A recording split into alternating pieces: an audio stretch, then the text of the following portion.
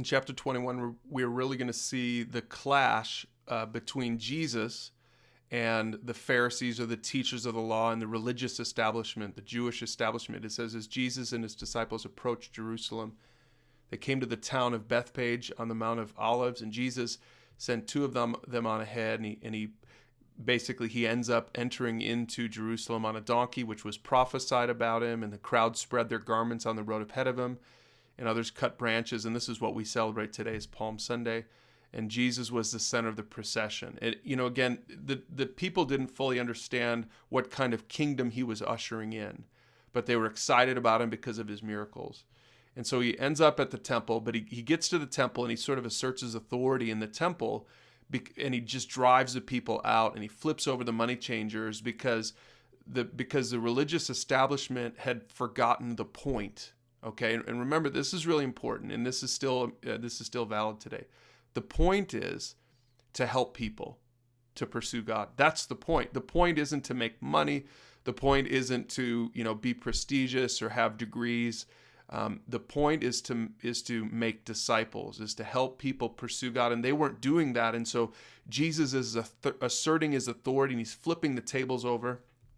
And again, the leaders were indignant. I mean, they thought, what right do you have, right? Because they didn't think he was just some carpenter, right? Some uneducated carpenter. They still didn't think that he was, God himself, and that he had authority to do this. But he did. He did have authority to do it.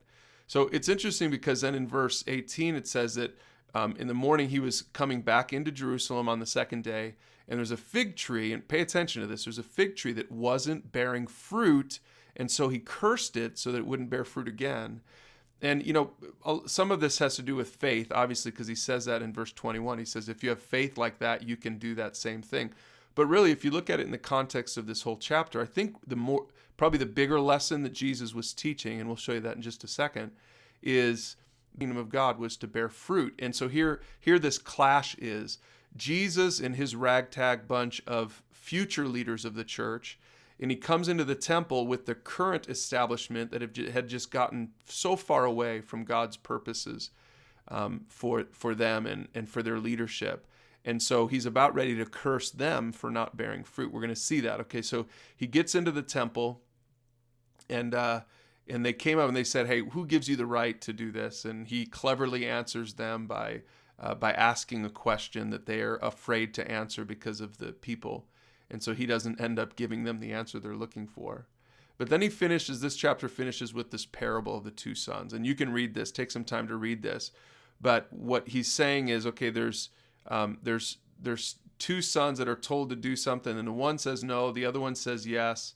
But the ones that came early on, the ones that said yes at the beginning, didn't end up doing it. So it was just lip service, right? But the ones who came late really ended up doing it. And I think this goes back to what we saw in the last chapter about the first will be last and the last will be first.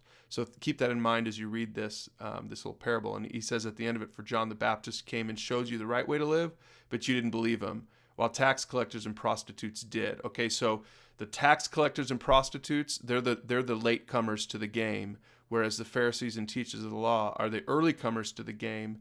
And he's saying, listen, the latecomers to the game, the ones that are going to be obedient to God's will in the first place, they're the ones that are going to have the kingdom of God before you do. Okay, so anyway, I hope that helps you to understand that parable. But let me just finish with, I know there's a lot here, but let me finish with this last parable, okay?